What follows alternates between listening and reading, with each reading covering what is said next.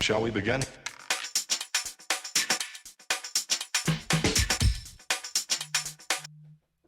Good evening, everybody. Welcome back. And I welcome myself back to the Enough to Keep Going podcast. This is episode number 203. And it is our deep dive, our last deep dive for July of 2021. I welcome myself back because I have actually been gone, I think, a couple weeks now at least. I was on vacation last week, and then I was just off the previous week. But I am back. And with me tonight is one Mr. Swiss Guard. Swiss, how's it going? Pretty good. This is a dense evening we have on the Yeah. agenda. Lots to get through. And we have Mr. DBQ Hams. DB, how are you doing? I'm doing well. Welcome back. Good, thank you. Yes, let's jump into the news for this week. This is our deep dive, our news week of this week. Excuse me.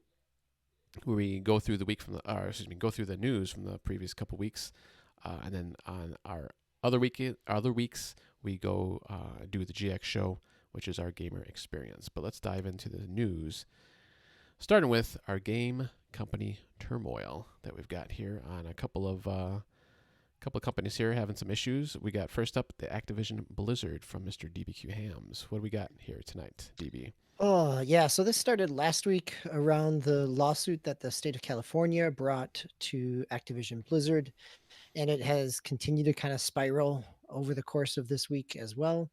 This week we saw things like the walkout at Blizzard, the strike of about 1,500 employees. We saw some additional reporting come out around the Cosby Room and other harassments. But so, in general, the claim here that the state of California has brought to Activision Blizzard, is a hostile work environment to some degree, but also the ongoing harassment of women and the underpayment of women.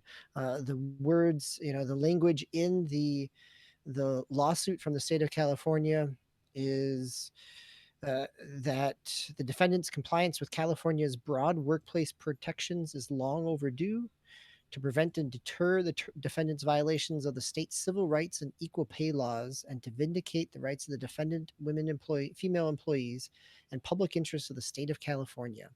So it goes into a number of issues that has been covered by a wide variety of outlets at this point, not just the gaming press, NBC News, CBS, New York Times, CNN. So it talks about, first it talks about, in the lawsuit, it talks about the pay in terms of women do not reach higher roles. And women that do reach higher roles receive less salary. Fewer women are promoted to top roles of the company. Incentive pay and compensation is lower for females than it is for males. They talk about how, and again, this is the lawsuit language. This is not just like scandalous or trying to be, click worthy language. That the state of California claims that, and states that its top leadership is also exclusively white and male. The CEO and president roles are now and have always been held by white men. And it goes on to describe the adverse work conditions that women have faced in the company. They describe the frat boy like culture. They talk about numerous unwanted advances. They talk about men coming. Uh, we've heard there's been a number of articles written about the cube crawls, as men would come to work or drink at the office and make their way from cubicle to cubicle, harassing female employees, making inappropriate behavior toward female employees, as the lawsuit says. Talking about a frat boy culture. They talked about business trips with sexual assault, sexual harassment. They talked about one of the tragic stories in here is related to one of the female employees who took her own life after being harassed and had pictures of her sent around to other employees. Um, they talk about human resources in terms of executives who were aware of these issues and took no action. So I think in one way this is more serious than kind of the, I don't even want to call them standard, but the types of actions and awareness and speaking out that we've seen across the game industry and across all forms of entertainment and politics related to the Me Too movement, that this is for the state of California to bring a lawsuit means that they feel that they have enough evidence here to move forward with a case. That this is not a few women coming forward. This is not even numerous women talking about their previous experiences at the company. This is multiple years of investigation by the state that have developed a case long enough that they feel that it warrants moving forward, and so that I think adds a little more weight to this, provides a little more heft to it. And as this has come out, you've seen things people have dredged back up the 2010 Blizzard uh, PAX panel or BlizzCon panel, where you have a female fan from the audience ask developers if they have if the strong women characters that they've created could not look like they've come out of a Victorian Secret catalog. And the response is, what type of catalog would you like to see them come out of? And other dismissive comments about the clothing and things like that. So you've also had the Cosby Room that has come up, where in 2000, in the mid 2000s 2000, I'm going to get the actual year here because it's relevant, because it happens after Bill Cosby already was accused of sexual assault. So in 2013, you have a developer, one of the heads, who was later let go from Blizzard. You have a number of stories about McCree, the character from Overwatch, being named after one of the people accused here in the sexual harassment, excuse me. And you get last week, you had a statement from Activision Blizzard from a very corporate point of view that talks about the kind of mm, not necessarily the lack of insubstantial claims, but that it was kind of a witch hunt for them as a corporation. And then earlier this week, you had Bobby Kotick, the president and CEO of Activision Blizzard, come out on Tuesday night with a letter saying that initial response was tone deaf and acknowledging the seriousness of this. You've had the statements there that talk about removing offensive content, but not any type of uh, examples of what that would be. So it's still kind of bubbling out, kind of bubbling over in terms of, like in many cases of sexual harassment, once someone comes forward, once a few people come forward, it starts to open up the floodgates in terms of other victims who feel that it is possible for them to come forward, tell their story, and have it be believed as well. So lots of bad press around Activision Blizzard over the last 2 weeks, and given the state of California's lawsuit, probably not a lot of it is going to go away anytime soon. Yeah, and I since I was on vacation last week, I was kind of catching up with things. So I saw that they had actually went through with the lawsuit, and I, this is like the first one, right, where there's actually like a major lawsuit going on, because I think everything else was kind of, I guess, just taken care of internally or just within the company. I don't think anything ever really came of it as far as I can remember. Like I know like Riot Games and Ubisoft, I think those were all just like kind of like we're gonna take care of it kind of a thing as far as I can remember. Correct? So there were some civil cases that occurred out of that, civil lawsuits. I don't know what many of them, if they did have a civil lawsuit, many of them had settlements. Yes, a lot of it was more of kind of speaking out on social media and elsewhere. This is the first time that I'm aware of where you have a state filing a claim against a company for these violations of equal pay and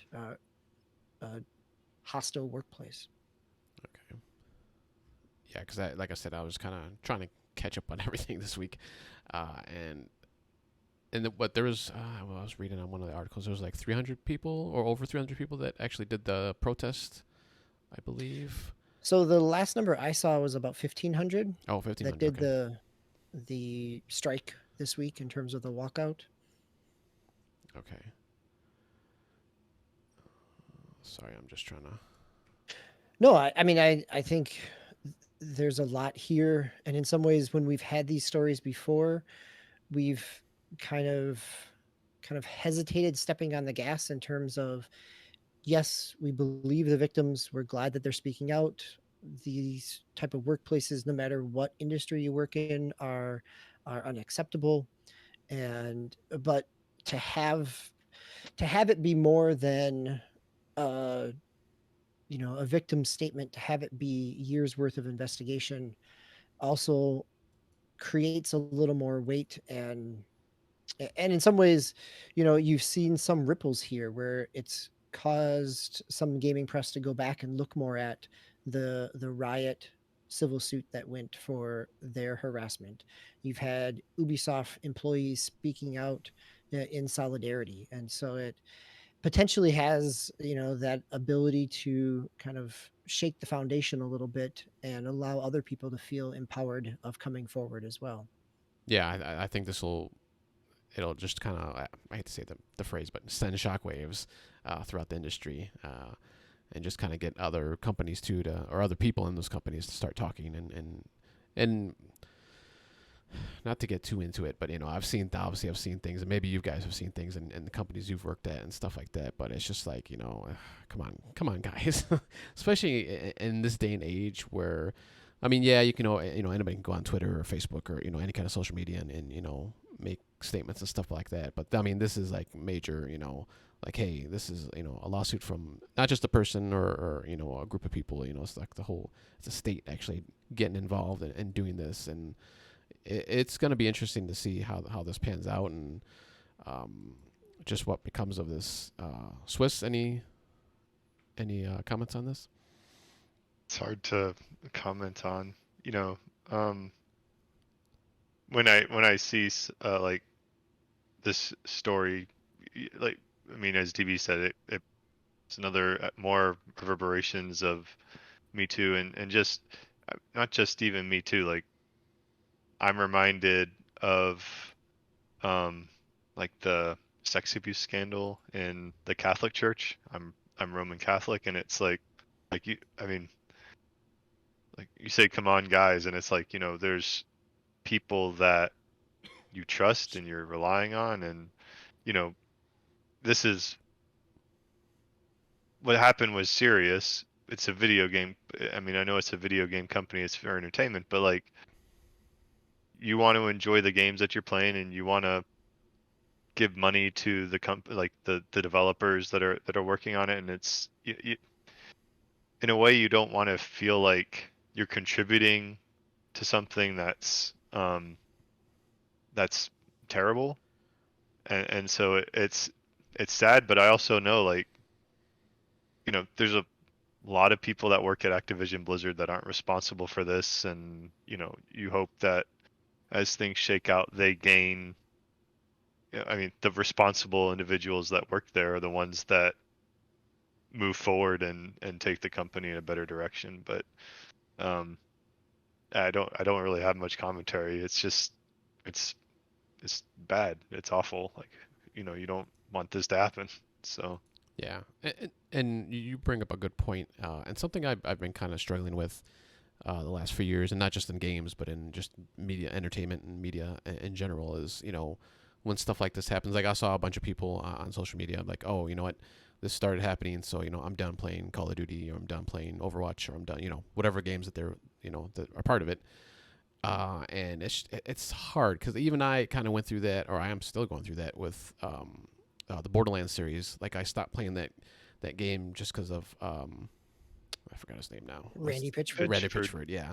Just his antics, around the time of, or even before Borderlands 3 was coming out, and I just, I was like, all right, I'm done because I don't want to support him anymore. But then, you get that other side is like you were saying, it's like, well, he's, to me at least, not, not a good guy, or, something's going on there. But there's a ton of other people that obviously are working on these games and doing, creating these games. So it's kind of hard to kind of balance that, and, try to figure out, like, okay, I don't want to, I don't want to play this game, but, I'm kind of, screwing all these other people too in the same respect. So it's just kind of hard to kind of balance that. It is. There are consequences to sin, I guess you could say, if we want to get a little bit, or if we want to step a little bit, it's, the guys that did what they did, there's going to be a lot of people that suffer, both the ones that suffered directly, and then there's going to be ripples that come out of it. But Well, and the challenge, not that I'm disagreeing with you, Swiss, I think the challenge in a corporate structure, and we saw this around the discussions of crunch with Red Dead Redemption 2, that the people that were most affected by this are not the people that are going to benefit from you buying the game. Like the money, they've already been paid more or less. They're not getting any, percentages on further sales. It's the people that are in power in those leadership positions who are being accused of these things, or at least supporting and maintaining these structures, who are being rewarded for the continual sale of items. yep. Yeah. And I guess that kind of goes back to, like, you saw, it was what, a month or two ago, where you saw Bobby Kotick getting this big bonus while they're, like, laying off a bunch of people too at the same time. It's like, whoa, what's going on here? So it's just strange. And I'm glad this is coming out, though. I'm glad these kind of things are coming out now, and, hopefully, things. I know obviously that's a lot of people say that, but hopefully, stuff does start to change, and not just Activision Blizzard, but all these companies, and, in different industries and all that stuff too. So, any other comments on any of this?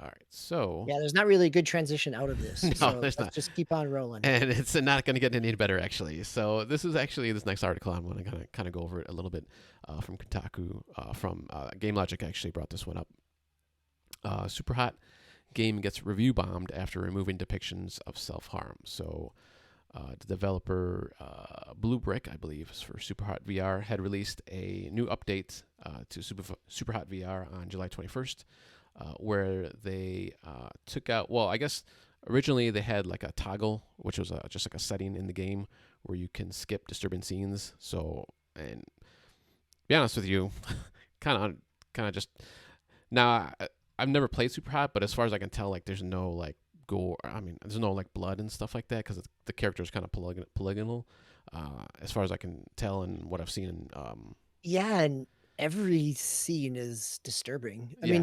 mean, I want to get to the story because there's value there and the potential for triggers, but the entire game is about shooting, killing, and even though they're polygonal kind of red models, Yeah. mannequins, there's lots of potential triggers within Super Hot, just based on its gameplay.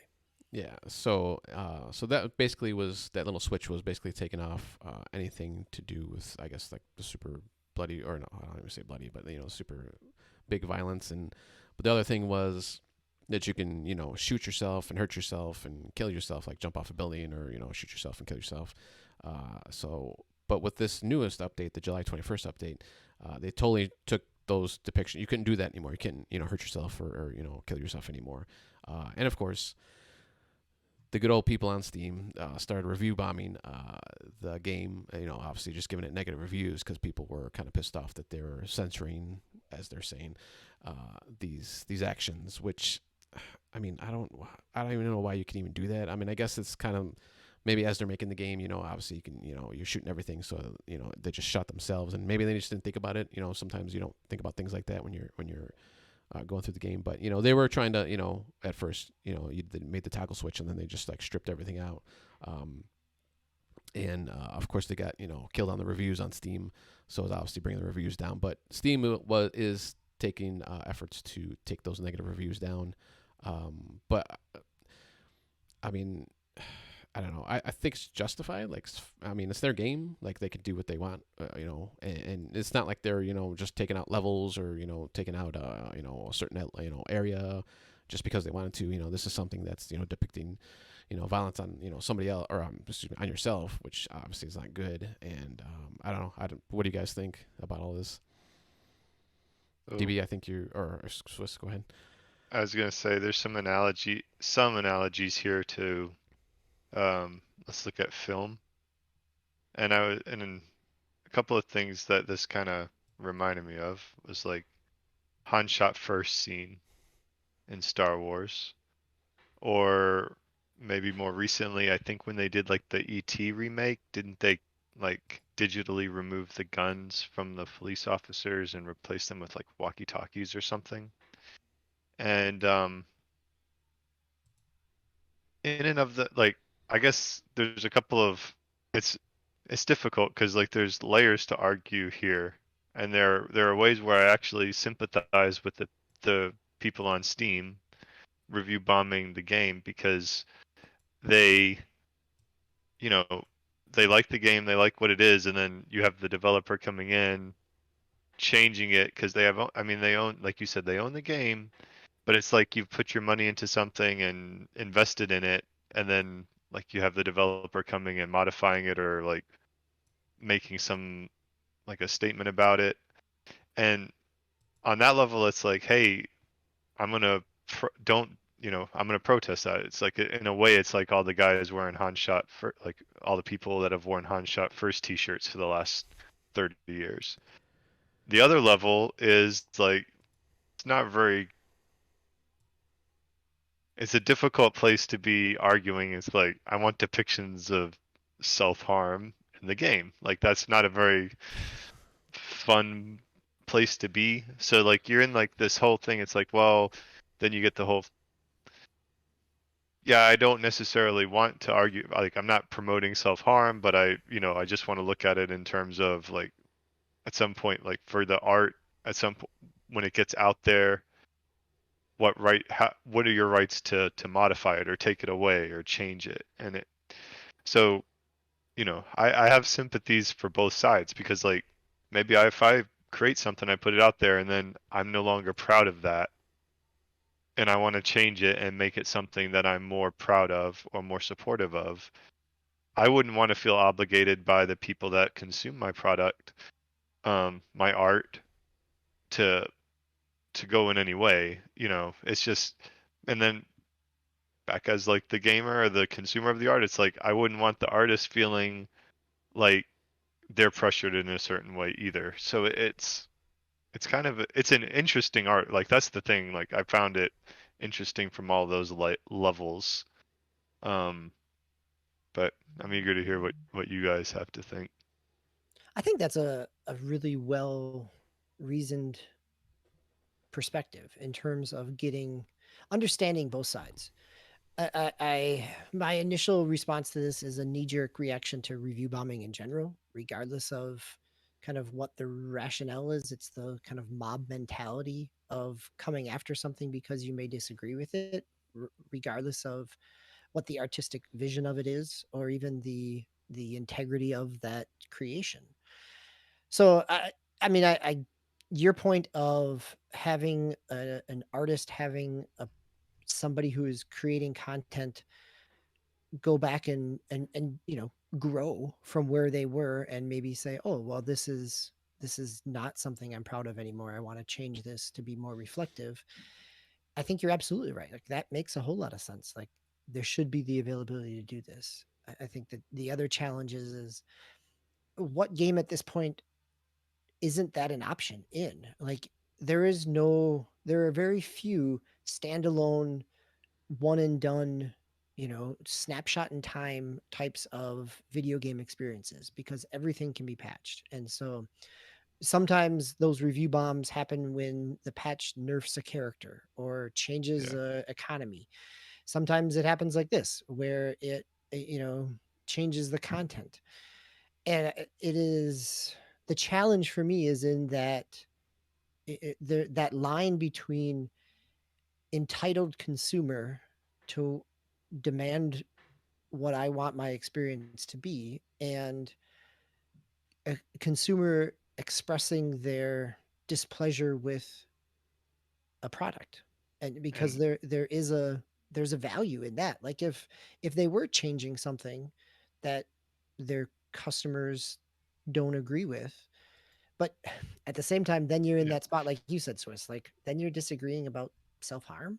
yeah, I think you can have both types of consumers in this whole review bomb thing too. Like you can have just the trolls, and then you can have people that are like legitimately like, hey, you shouldn't go back. I think the problem with Superhard in particular is what you guys said at the beginning, is that you're looking at, okay, well, we don't want to depict this self-harm, um, but it's still a very violent game in other ways. So I can see how people are like, look, well, you're criticizing X, but you're permitting Y. Like, where's your line? And not having, I guess I haven't really seen. I don't know if they put out a statement to like explain like the where they feel the differences. I mean, not not trying to argue that one is less. I don't want to get down there. I'm just trying to look at it objectively, but um, I feel like that there's a little bit of a difficulty on the super hot side too, just like with their justification. There's people that can point to this other piece, and it gives them, for lack of a better term, ammunition. I can't come up with another way to phrase that.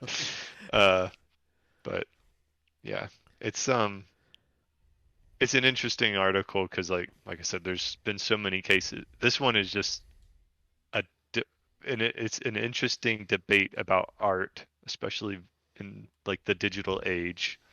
Um, but I think it's hard to really drill too far down into it because of the subject matter in this case. Yeah, and I think too, it's not like they were being pressured to do this or anything. Like they just saw it. They saw what was in the game. They're like, all right, let's try to change it or fix it, and they did once with the toggle switch, in the settings, and then they're like, oh, you know what, this is kind of, this is us, this is our bad, so we're just gonna take it out. So, and there's that side of it too. It's not like people were getting pressured. They weren't being pressured to do this or anything. It's like they just figured, hey, let's get this out of here, and let's move on with it. And I didn't realize it was a 4-year-old game. I thought it was only like a couple years old or something. But I guess it's maybe the VR, maybe the original one is 4 years old. I think the VR just came out. I'm assuming was at least within the last year or so. Yeah, right. I think the original was 2017, but yeah, the VR.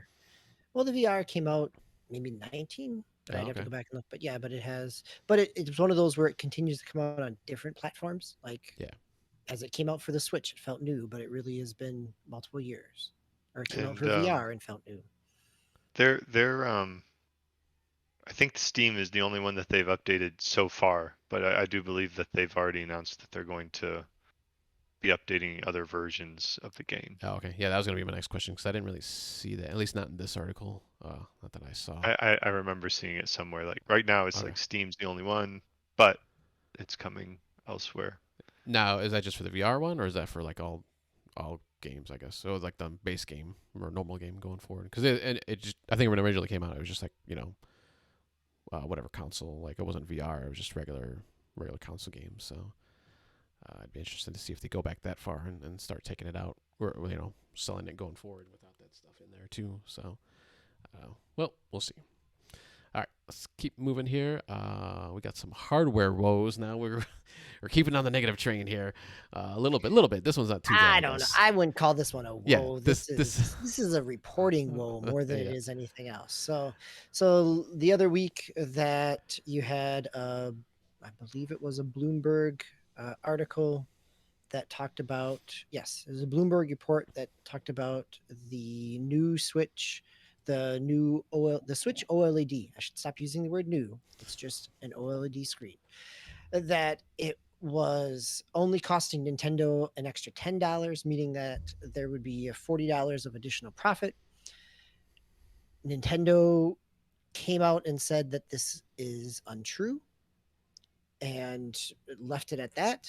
And then a couple days later, on the 19th of July, they released another statement saying that it will enjoy a bigger profit margin on the OLED Switch, while not, I mean, basically saying, yeah, it's untrue.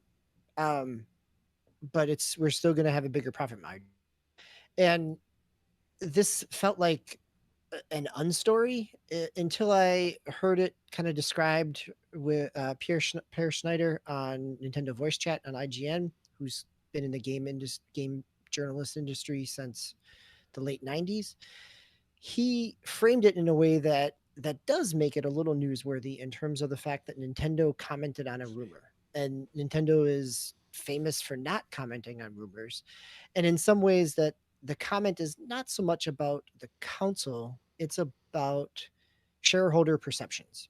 That if someone is coming out there and saying, here, here's the amount that you're going to make more on every system. And so when they announce how many systems they sold, you're going to have shareholders who can do the math and say, well, this should equal X amount more in profit. The fact that it's not that, it doesn't need to be break even. It doesn't need to be, it can be pennies off, or, and it is still means that the report is untrue. But at the same time, when Nintendo comes out and does this to to kind of tamp down some shareholder expectations, it has the potential of tamping them down a little bit too much, which then is why a few days later you get the second comment saying, yeah, it's still going to be a bigger profit margin, just not X amount. Um, which all in all seems to make sense if they're charging $50 more and people can price out what OLED screen costs. It seems reasonable that there's going to be a bigger profit margin on them. It is wise business not to name exactly what that profit margin is and set expectations unrealistically.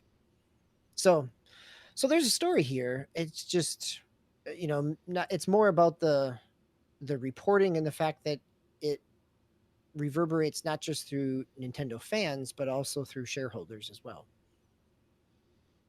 Swiss, any comments on this one?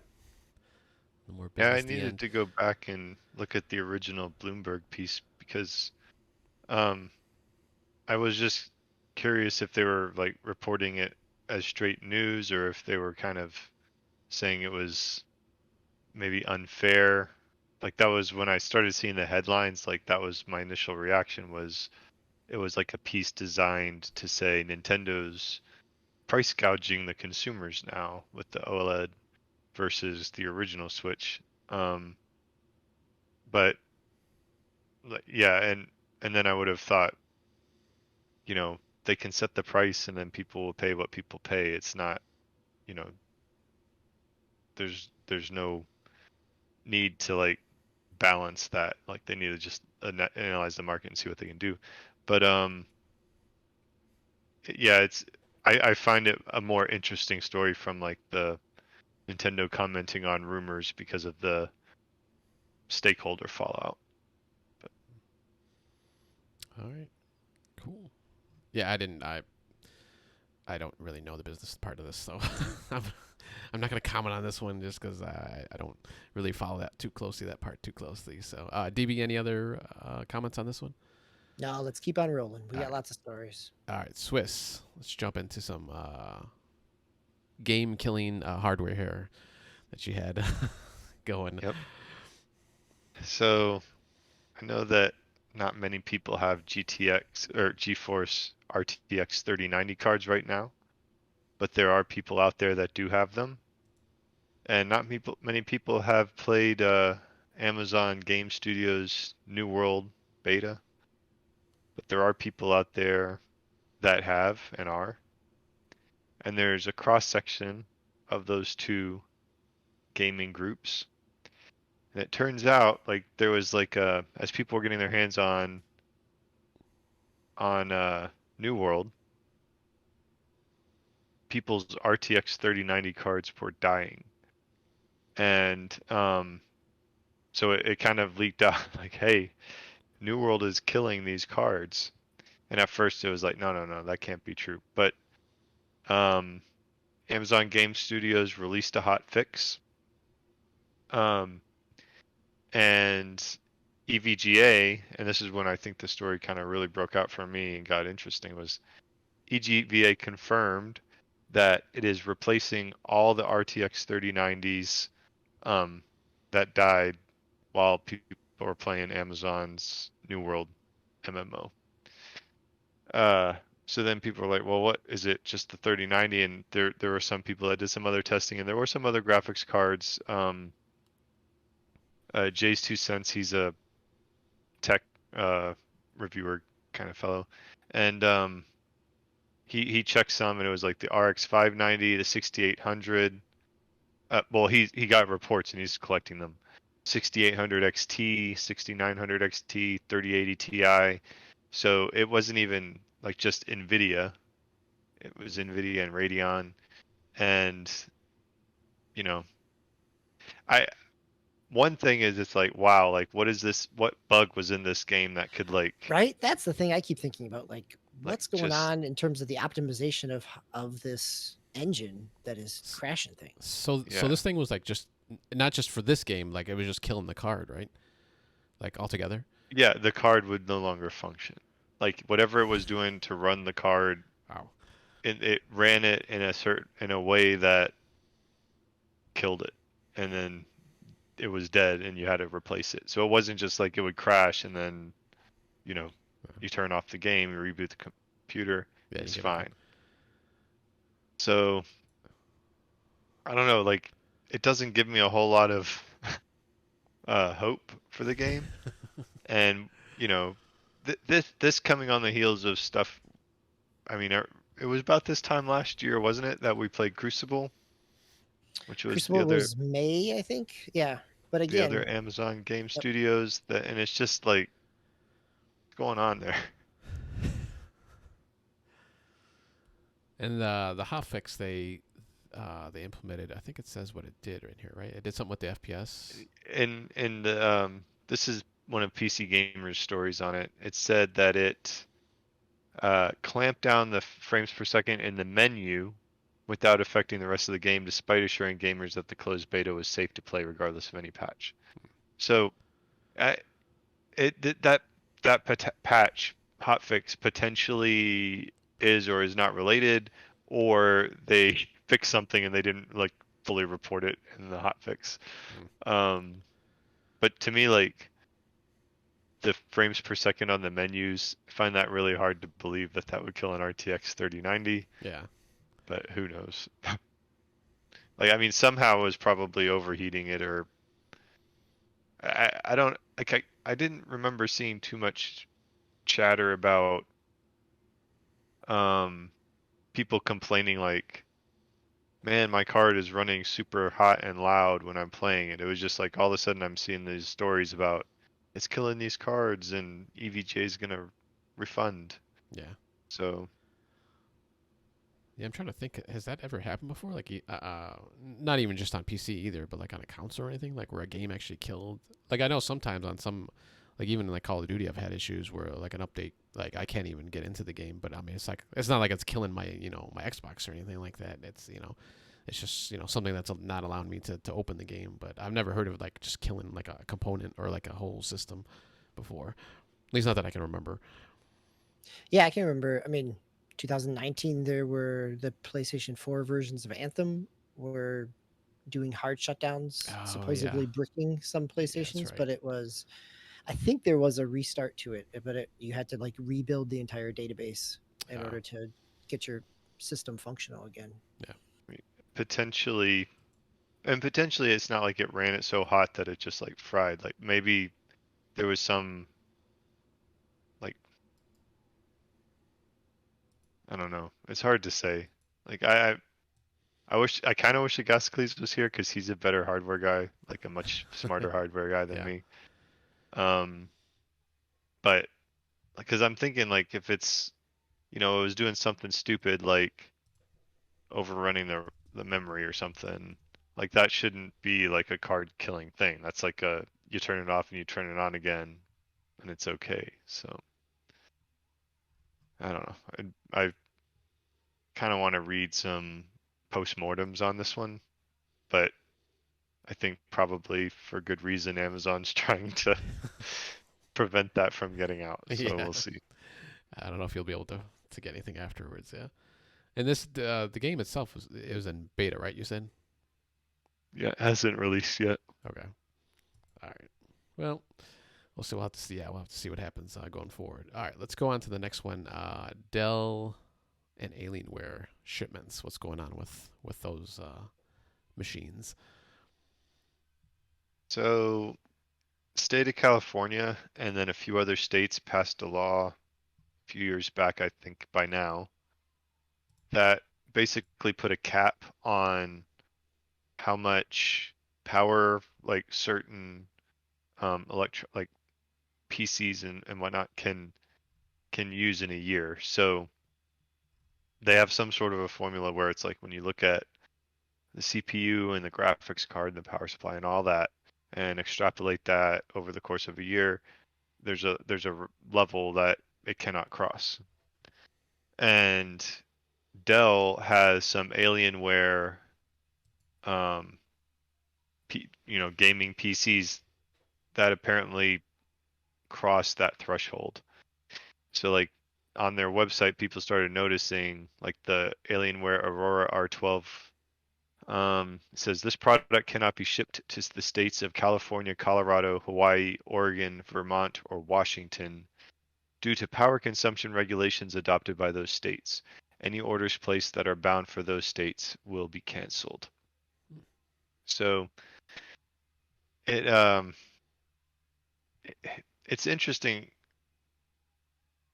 I can it's frustrating a little bit because the way that the law is written, it doesn't include consoles. Um, so like it explicitly calls out desktops like notebooks, but then it just talks about mobile gaming systems and like it defines a mobile gaming system that's like designed to be taken around and stuff. Like I mean it's kind of like it doesn't just say gaming system, it phrases it in a way that basically excludes Xboxes and PlayStations almost. And so, I haven't heard like anybody come out and correct it yet. A lot of the articles I've been reading have been saying like consoles aren't doesn't apply to consoles. The other thing is it really applies at the point of sale. Like that's why Dell's the one that's coming out with it.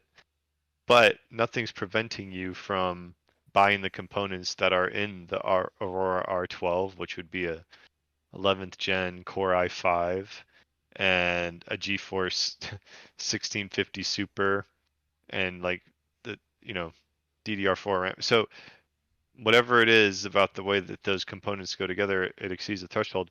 But I could still, if I was living in California, buy those parts and build my own rig, Okay. and it would be legal. So, um, I don't know. It's one of those things. Like it's one of those stories that popped up, and it's like, oh, It's kind of seems, yeah. yeah. It seems. I mean, you'd think that kind of they would know that though, wouldn't you think? Like I, how the. Although I guess you can configure it, right? Like if you didn't want those components, you can lower it, um, or well, are I these see just like that kind of there. Well, Well, there even there those are. components are not high-end components. yeah. That's the I scary see part. that Like it's like got to be there's how they're right now coming on together. Dell's site, there's two Aurora R12s that I like. I mean, there's multiple ones, Right. but like one that has that and one that doesn't. And the one that has that has like, for example, a 7200 RPM SATA drive, but the other one has an NVMe SSD. Um, and the SATA drive, which is okay, even more confusing. So I'd have to dig down, but it's like um what it is about those two that are actually different and why one has that phrase and the other doesn't. Yeah. Um, but yeah, like you said, DB, it's not like those are like incredibly high. There's also levels of like how does it behave in standby and how does it behave when it's in sleep mode and whatnot like that. So it may not necessarily be like the fact that it's the GTX whatever with that and that and that. It's all those things combined with the fact that maybe the Aurora R12 doesn't have a very great like motherboard, whatever. Just it doesn't handle low power states as efficiently as an HP Omen or something. So, that's what puts it over the line. But, I would criticize what seems like loopholes in the law. Like it just feels, and then the other thing that it's kind of strange that like targeting I mean targeting gamers basically, and there's a lot of the tech industry in California that contributes to their power needs. That I mean, how many data centers are there? So, um, I don't know. See, I think you're just creating the next Need for Speed game. Instead of illegal street racing, now you have illegal PC building. Well, that's what they said. Like a lot of these companies are probably going to like ship the thing without a graphics card and then ship the graphics card separately and have you plug it in and then it'll be okay. So I mean, there's going to be there's workarounds. So yeah, that's an appropriate analogy. There's always an exception or some kind of thing you can do to get to get around things. All right, let's let's keep going here. We're gonna jump out of the hardware and into software, and let's go with DBQ. We got EA Play. Was it last? No, it was 2 weeks ago. Last week. Oh, it was last week. Okay. Yep, because it was last week. Last week EA Play happened. We have some announcements, kind of. So you get a news. I mean, a lot of it is just stuff we already knew about. Maybe a few surprises here and there. So I'm just going to do a quick rundown. We got they started off, as we talked about last week on the show, they started off with kind of a highlight of F1, and which is a current game, but kind of highlighting that. They went into again with Codemasters and announced Grid Legends, kind of a story driven, lots of different actors and story paths off the Grid series, but really started the show strong with Codemasters. Then you got uh, new seasons of Apex Legends, which we already knew about, but they gave you a little more detail there. At least, I don't know about detail, but you got a lot of cinematics. Then you got the new season of Knockout City, which is Fight at the Movies, which is going to have some Hollywood set themes around there. Cool. So it's nice to see that that is getting a second season. So that's a good sign about its development. One new game that was announced was Lost in Random. So this is by the FE developers, FE, kind of one of their EA originals. And so this is a little bit of dice, a little bit of card, and kind of a third person action platform puzzle type of thing. Very kind of has a Tim Burton-y Nightmare Before Christmas vibe to it in terms of its art style. You got the announcement of the third Battlefield mode, which they had teased during E3 that they were going to show off their third mode, which actually got leaked earlier that day, Battlefield Portal, which combines it's not quite custom matches, but you can combine a variety of different battlefields over time. Battlefield 4, Battlefield 3, Battlefield 1942, Battlefield 2042. So a number of different ways to kind of put things together in kind of custom matches. And then they ended with a teaser trailer for the new I shouldn't say new Dead Space, but for a Dead Space. It looks very much like set in the original and with the original character and some of the language around cut off their arms, cut off their limbs. But no gameplay, no date, just kind of a atmospheric teaser trailer. So relatively short on details because they had spent the last few weeks doing live streams around their existing games. They did some live streams first about first person shooters. So you got Battlefield 2042 and Apex Legends. Then a week afterward, they did their sports titles, and they've been doing a number of releases, social media releases, and videos around the upcoming Madden and FIFA. So they've been kind of trickling news out over the course of the last month, and then this was, in theory, their kind of final wrap up event. In past, it's been held right alongside E3. This year, it's a month later. Gentlemen, anything that jumped out to you as kind of interesting, or is this just one more buried news announcement of all kinds of games and promise of games without dates to? I mean, Knockout City, that looks kind of cool. Like the different movie stuff that they're going to be doing with that. Um, Everything else is like the portal thing that actually does look pretty cool in Battlefield. Although I'm interested, it's going to be interesting to see how they balance that, because if you got like a the futuristic robots or whatever fighting like a World War One tank, or ground trooper. I mean, I don't know how they're going to actually do that. I mean, I don't know if they just kind of dumb it down so like that doesn't take as much damage from like the futuristic stuff, or I mean, even if it's not like robot stuff, but even just like from like a modern day person going against World War One gun and stuff like that. Obviously, it's I don't know how they're going to do that, but or if it's even if it's just it's like it's just going to be the skin, but the guns will be from one of those eras, so so they don't have to balance it like that. I don't know if they got into that much detail or not. No, it definitely seemed like in the videos they showed that it was you were using weapons appropriate for that era or that series.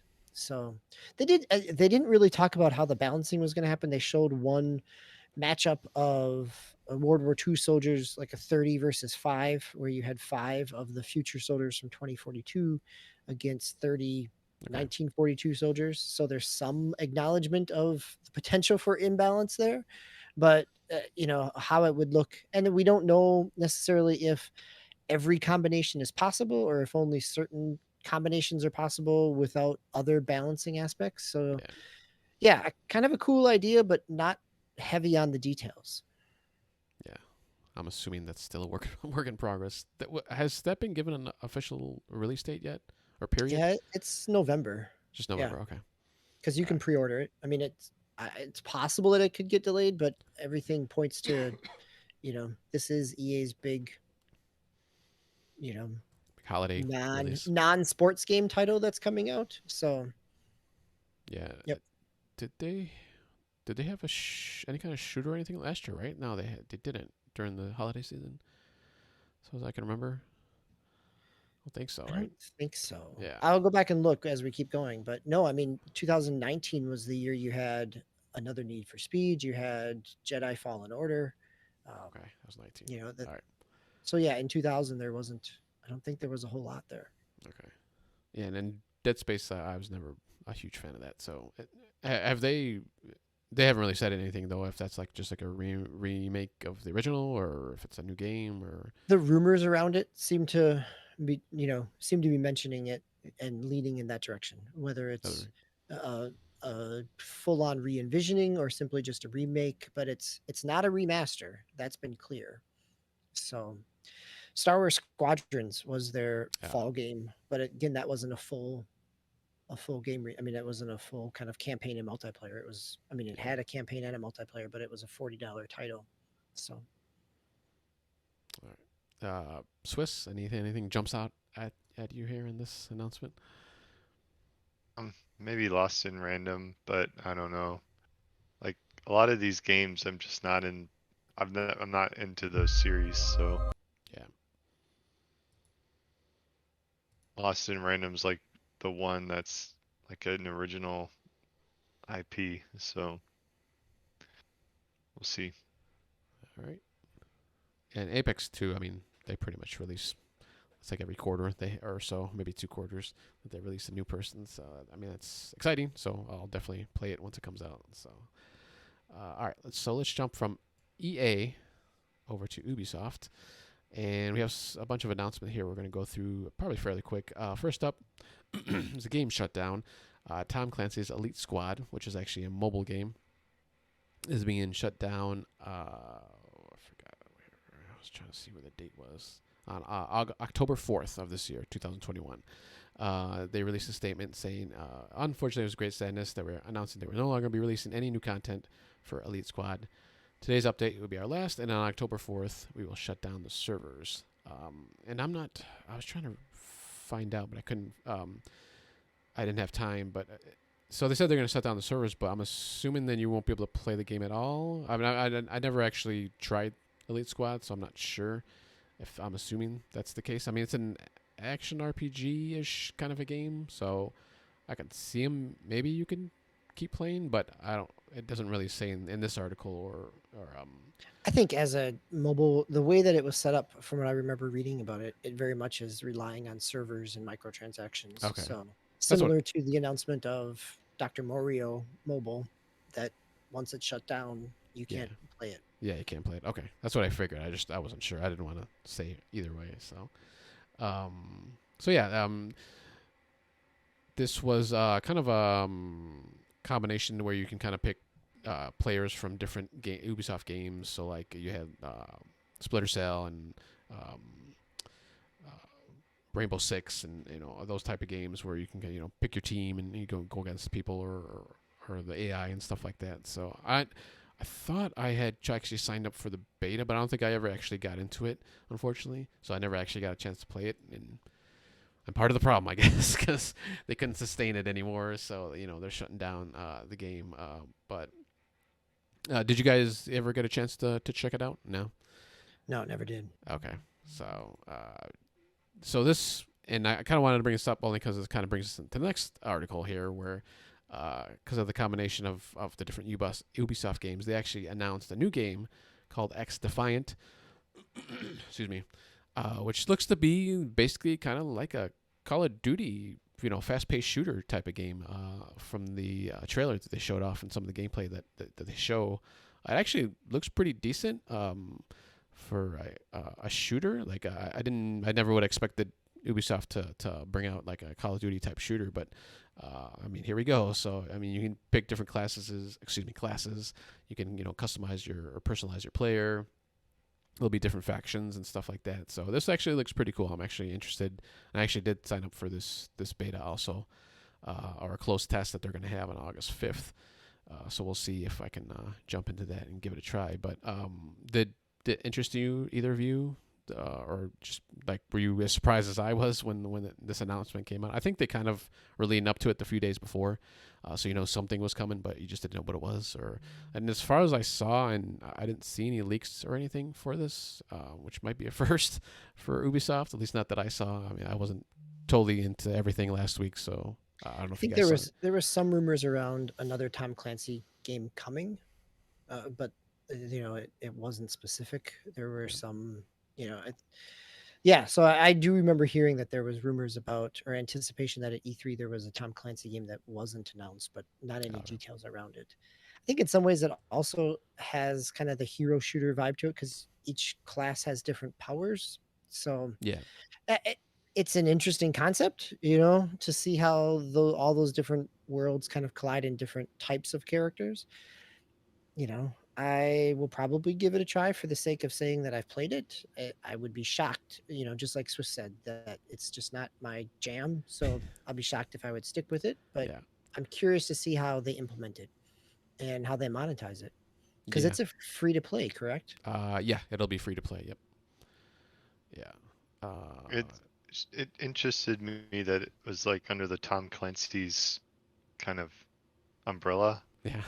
And it just doesn't look very Tom Clancy, but yeah, it's probably just more, like the skins and stuff. But yeah, it'll be interesting to see how each power is used. And I wonder, instead of Call of Duty, because of the class system, I wonder if they're kind of, in the different powers, if they're going for more of like an Apex kind of a game, because of the different power sets that you might, eventually get. Well, I looking at like the artwork, that style. It looks like an Apex with some like Sam Fisher goggles. Yeah.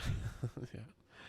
Yeah, and then one character actually has like I don't know, some kind of like melee weapon, so I don't know if it's going to be, total shooter, or if that's just like, actually, all shooters usually have like some kind of melee that you can do, either like a gun butt or, bring out. In Call of Duty is usually like a knife or something, so, but it'd be interesting to see if this is, like maybe it's special to her, Looks like a female, to her abilities. So we'll see. One guy looks like he has a shield, maybe. So yeah, it looks interesting. I'm actually pretty excited for this. So we'll see what happens. Trying to see. Like I said, the closed test is August 5th. I don't know if they had announced the actual release date or not. Full release for this. I'm trying to look on the site real quick. But I don't see anything right now. But I'm assuming it would probably come out later in the fall or winter. So Yeah, I know it's planned for this fall. So I don't remember the specific date either, but I do remember a 2021 announcement. Okay. All right. Cool. All right. And final for me at least. Article here that I had, or a news story from Kotaku, was unfortunately we have some more delays. Rainbow Six Extraction is actually delayed from September of this year to January of 2022. And then Riders Republic, once again, getting pushed back just about a month, though, it looks like, or even, a little bit more, almost from September 2nd to October 28th. So have a little bit more time for those games. And I'm trying to look Wasn't that announced prior to this, though? the That Riders Republic one? Yeah. Or maybe think, was it supposed to be the spring and they pushed it back to the fall? it was spring, and then they pushed it back to September. Yeah, and then now they're pushing it back in, like I said, another almost a couple months here. So, but yeah. So, and basically they just just saying they want to make the best game that they can make. So that's why they're pushing these back. But I think it was Game Logic he had mentioned that Rainbow Six had been delayed before, but I don't remember that being pushed back at all. But it might have been. I might have just That missed was it. just announced at E3, Extraction, right? No, it was announced last year because it was Rainbow Six Quarantine, and then Oh, they had yeah. retooled it Oh, into okay. Extraction. So yes, That's right. Extraction as a game was announced this year, but it was Quarantine, and then in their end of year report, investors conference call, that they talked about it being planned for a this year release. Okay. All right. Yeah, I wasn't too sad about the Rainbow Six. I wasn't too thrilled, even though I am playing Siege right now. But this one was just kind of like another Alien. At least you're teaming up. It looks like a more maybe Left 4 Dead type of game. But I was just like, okay, it looks okay. But I am kind of bummed about Riders Republic. But at least it's still this year for now. So hopefully that'll be coming out within the next few months. Were you guys looking forward to either of these two? Not really. Yeah, I'm curious about Riders Republic. I think we've talked about it before. Yeah. Coming from the makers of Steep, and the fact that Extraction does look like one of many Left 4 Dead like games coming out.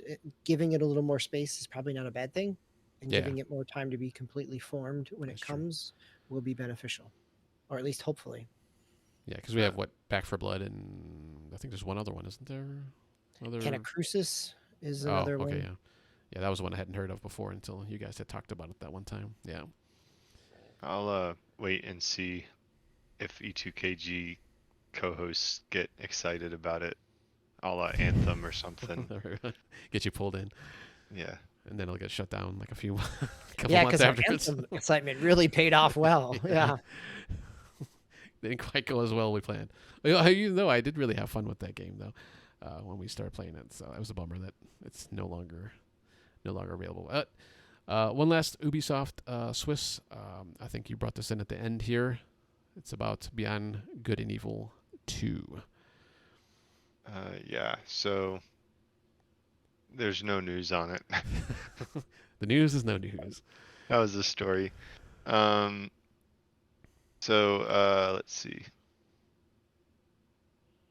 So his chief financial officer, Frederick, can't pronounce his last name. We are progressing well with Beyond Good and Evil 2, but it's too early to tell you more at this stage. Which just tickled me because this was like a really big they really like made a big deal of the game when they announced it. 2015, 2014. I know there's been rumors that it's been going on for that long, but then they had that big one, I guess at E3 2019. I think Was that the one where they actually had like The uh, spaceship demo Elijah through the Wood come out and they had like that the whole was monkey earlier than 2019, I believe. But really? Okay. um, I don't know. But yes, They had like the the monkey fact that space there's nothing. program and they had this whole thing about how like it's going to be all collaborative with the audience and the crazy um CGI. It just they made it feel like it was more mature than apparently it is. 2018 was that whole aspect of when they were going into like people creating other areas, and Yeah. I think that was, yep. So Oh wait, that wasn't Elijah Wood. That was uh, Gordon Joshua Gordon Levitt. was it? Yes, and now that feels it's even earlier than 2018. Yeah, I don't know. I just it might have been I might have been thinking about Elijah Wood from a different E3 presentation then. Um, but yeah, it's been a long time, and we're progressing well, but it's too early to tell you anything more, even though the game's been floating around for however long. And I know there was a Skull and Bones story at some point, but now I can't find it. So for more Ubisoft like vaporware. Yeah, I think there was a couple in there that I was like, I'm just gonna leave those out for now because it already had like 3 of them in there. Yeah, Yes, and but for a fact check Swiss, it was Joseph Gordon Levitt in 2018. So it was the same year as Elijah Wood. Yep. oh, it was the same year but different. Well, that makes me feel a little better.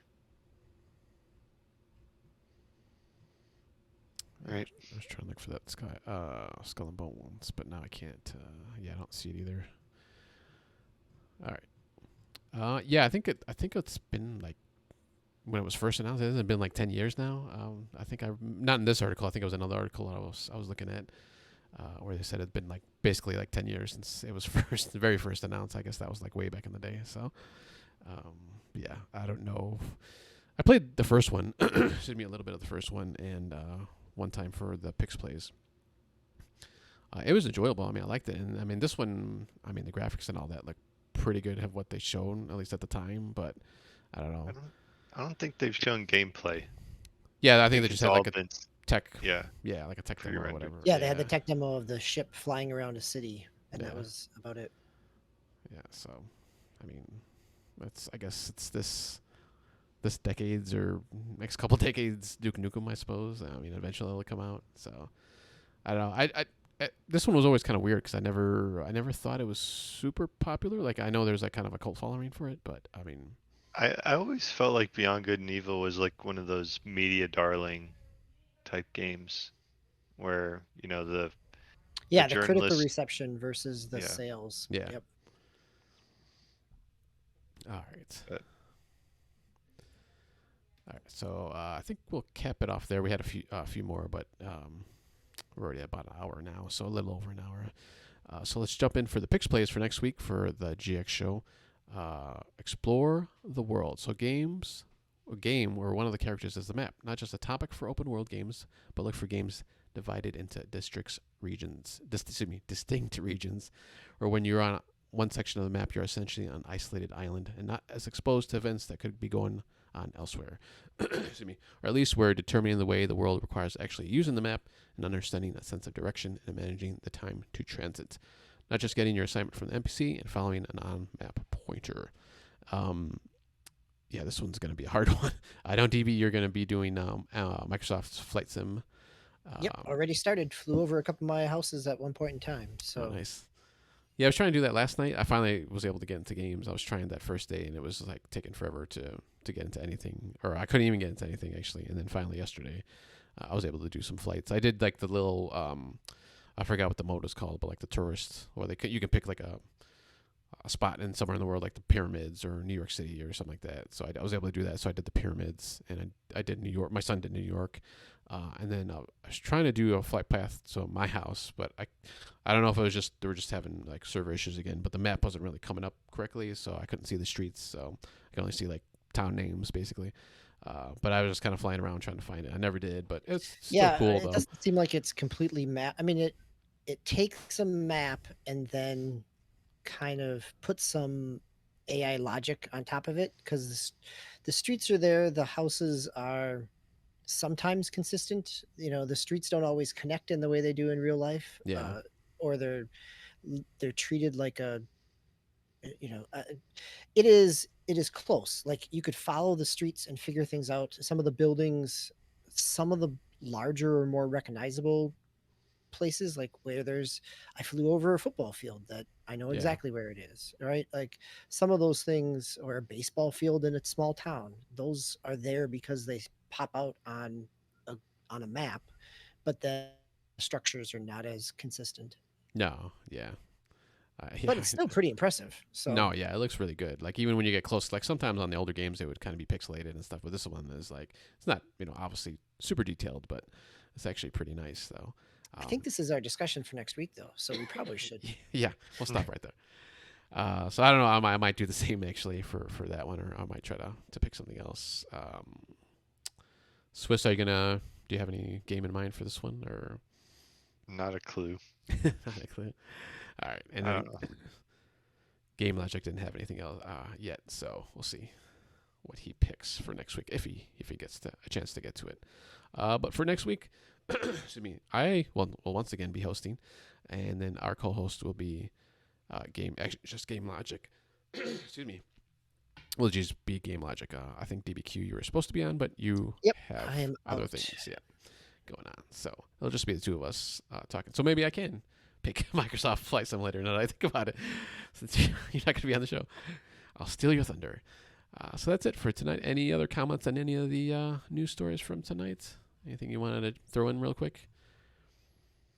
Nothing? No, going back to the top story with Blizzard and Activision, I'll be very curious to see how this continues to evolve. Yeah, definitely see how. Actually, it'll be interesting to see too if we start seeing other lawsuits coming up with other companies and other things happening. So yeah, we'll have to see. DBQ Swiss Guard, thank you for joining me tonight. It was a great show. I liked it for my first show back in a couple weeks.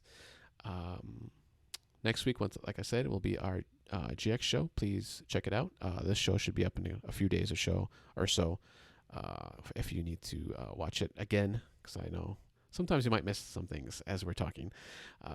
But thank you for joining us tonight. We will see you next time, and take care of each other, and go out there and play those games. If you have any comments for tonight's show, please leave comments on either YouTube, SoundCloud, any of the other podcast applications that you might use. Thanks again, and we will see you next time. Oh, for sure.